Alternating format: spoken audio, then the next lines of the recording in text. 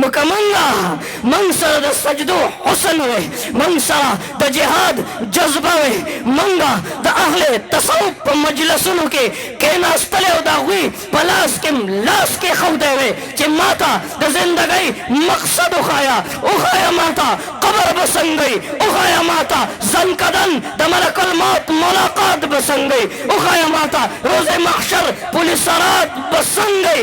ما تیاری نه دی کړی، ما پوه که په دې خبره باندې دعوت تبلیغ څه ته وایي، د دې مراکزو مطلب څه دی، دا سې روزه چې څلور میاشتې د دې مطلب څه دی.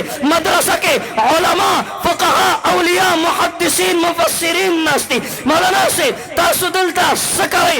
راشه زما دې زوی ته پګړۍ په سر کا. مولانا صاحب دته شعور وښایه، دته دین وښایه، دته اسلام وښایه. دې د راتلونکي دور د ختم نبوت مجاهد به جوړېږي انشاءالله.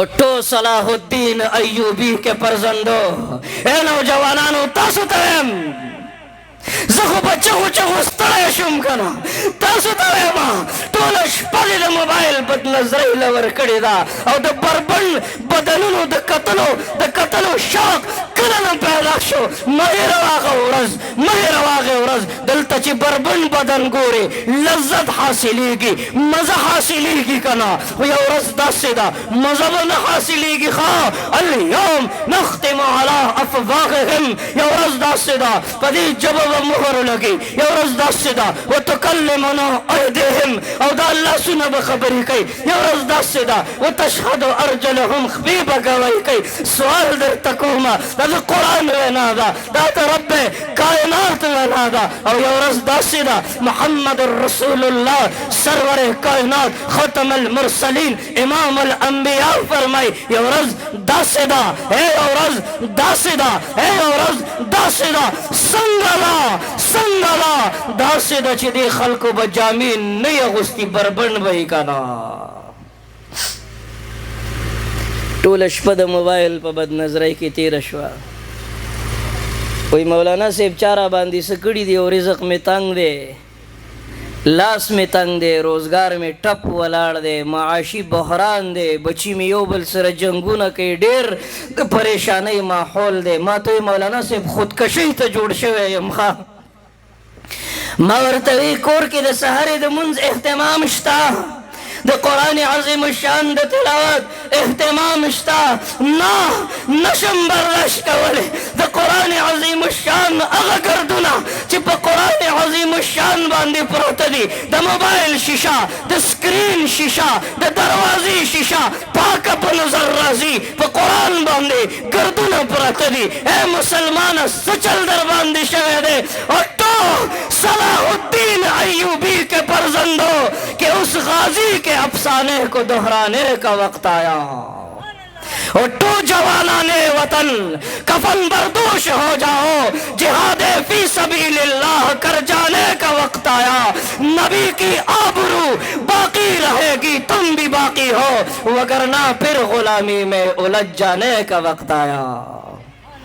آؤ بھڑک اٹھتے ہیں آتش نمرود کے شغلے، انہیں پھر جذبہ ابراہیم دکھلانے کا وقت آیا. نن وخد نن را بیدار شئی، یہ زمین رکی ہوئی تھی، یہ فلک تما ہوا تھا، چلے جب میرے محمد جہاں نے چلنا سیکھا.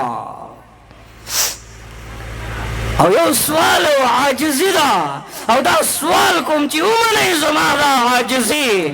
کلم واده دی، کلم خوشحالي ده، کله کې جماعت کې دستربندي ده، که هغه د سیروزې جماعت راغلی دی، تبلیغ والا راغلی، په څه پوهېږي نه، خو وایي الله خالق دی، وایي الله مالک دی، وایي الله رازق دی. که مولانا صاحب لګیا دی درس و تدریس کوي که نه، ورشه ورسره کښېنه، د الله په ذات مې د قسمي دوی سره یو لمحه ناسته دنیا او دا دنیا کې چې څه دي که نه دې نه غوره ده او بهتره ده که نه.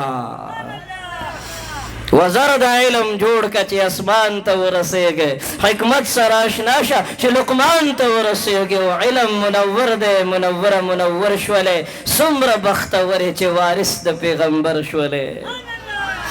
نن ضرورت دی ښه دا تقریر او بیان نه دی واوره بلې خیال واوره بلې خیال چې راغلی او یو غمجن د دردونو نه ډک او موږ سره خپل دردونه شریک کړل ښه دې ته تقریر مه وایه دې ته بیان مه وایه شکر وباسه د چا واده دی الله دې د دوی خوشحالۍ نصیب کړي الله دې د دوی په ژوند کې په عمر کې وخت جان مال کې برکت واچوي چې د دې غفلت په ماحول کې دوی علما را جمع کړي دي د دې غفلت په ماحول کې دوی قره حافظان مشران د کلي علاقې خپل یاران دوستان رشتہ داران را جمع کړي دي کنه او په شریکه باندې لګیا دي او قال الله او قال رسول بیانېږي سوال کوما الله څنګه په مینې محبت سره دلته ناست دي د الله خبره اوري مینې سره اوري الله سوال کوما همدغه شانتې په جنت کې ناست نصیب کا